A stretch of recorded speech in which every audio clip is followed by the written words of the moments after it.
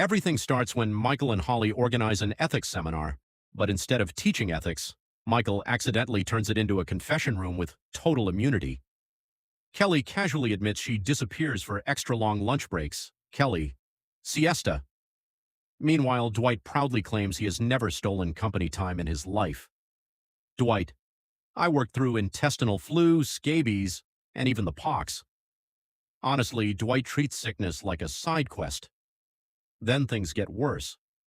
The entire office admits they made fake excuses just to avoid Andy's engagement brunch.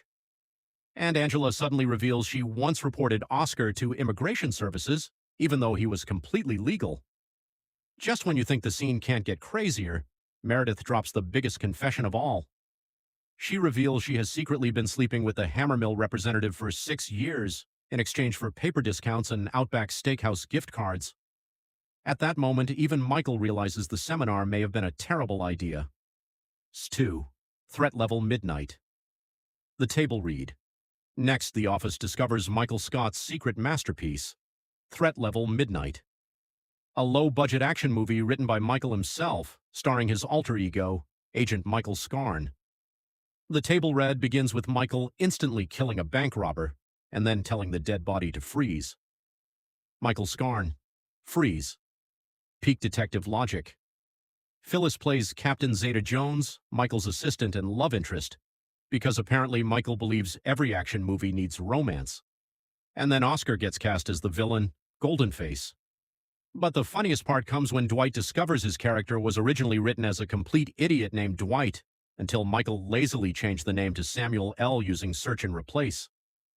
That is the most Michael Scott thing ever. 3.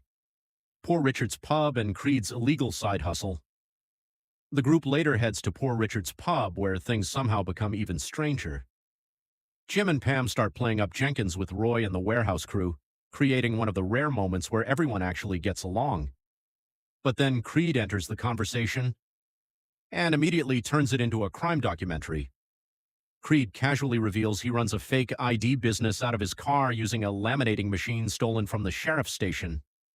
Everyone reacts like this is shocking, but honestly it's Creed, so nobody is that surprised. And poor Ryan gets confronted by an angry father after accidentally flirting with his 16-year-old daughter. Classic Ryan disaster. 4.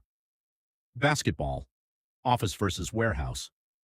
Finally, we get one of the most competitive moments in the entire series, office versus warehouse basketball. Michael starts by calling it a friendly game, then immediately jokes that if the warehouse loses, they're fired. That's Michael Scott motivation. As the game begins, Michael confidently assumes Stanley will dominate because he's tall, but Stanley can barely move up the court. Meanwhile, Michael spends more time dancing, doing the robot, and explaining why he missed shots than actually playing basketball. And somehow, that makes the episode even funnier. Outro.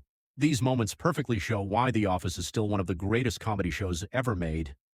The awkward conversations, ridiculous characters, and completely chaotic workplace energy make every episode unforgettable. If you enjoyed this review, don't forget to like, subscribe, and comment your favorite Office moment of all time.